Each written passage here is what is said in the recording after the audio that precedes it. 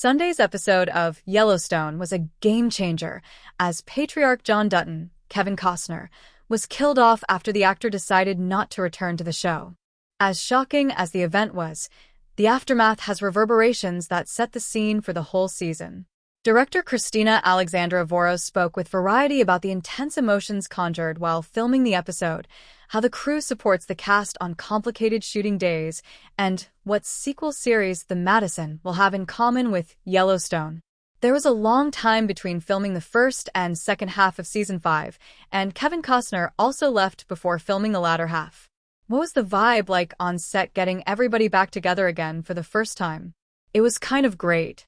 We've all been together so long as a family, and then we had this long hiatus between the strike and Kevin and everything.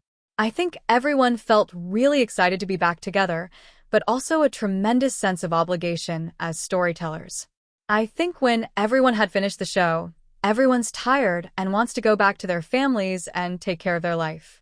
But when that much time passed, everyone was really happy to be back in the same beautiful place together, summer in Montana, getting to tell this amazing story. It was pretty wonderful. What was the biggest challenge in the long gap between filming the two parts of the season? We're very lucky in that it really is a big family.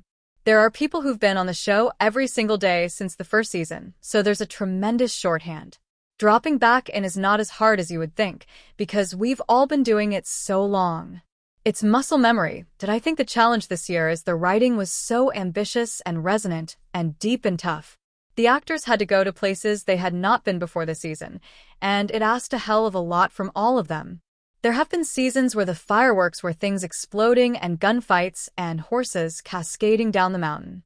The fireworks this season are really emotional and performance-based. The cast left it all on the floor. One of the high points of my career was watching some of the performances that Wes Bentley and Cole Hauser and Kelly Riley and Luke Grimes gave to the show this season. It's just breathtaking that Kelly's screams during this episode were so primal. How did you two discuss those scenes that asked so much of her emotionally? My creative relationship with Kelly is one of the things I most treasure in my career as a storyteller. She always brings it. I don't think anyone knows how hard she works, how deeply she searches, how vulnerable she allows herself to be. But I also think there's a deep trust for her fellow actors, for the crew. There's a trust that she will be taken care of, to be given the space she needs to mine a performance like that. There's a tremendous amount of communication. My first AD, Kethera Beals, is a maestro at designing schedules to protect actors to help them preserve their resources.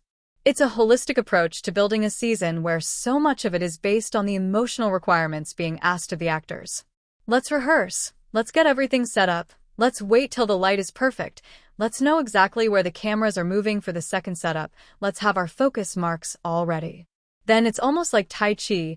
You're moving from one, and everyone knows where they're going. Everything's very quiet, not, "Oh my God, we've got to get this before the sun goes down." You can't do that on a scene like that and get that performance. You have to set the table to allow that performance to be brought to you. How did you decide how much of the crime scene with John's body to show? I can't speak to creator Taylor Sheridan's thoughts while writing it, but what I will say is it was definitely a choice to acknowledge that the death becomes real when you see the effect of it on the people who are still alive. You could have a 3-minute shot of a body on the ground, and it would mean less than 30 seconds on Kelly's face looking at that body. The emotional impact of the death is more interesting than the death itself, and I think that can be said about the entire season.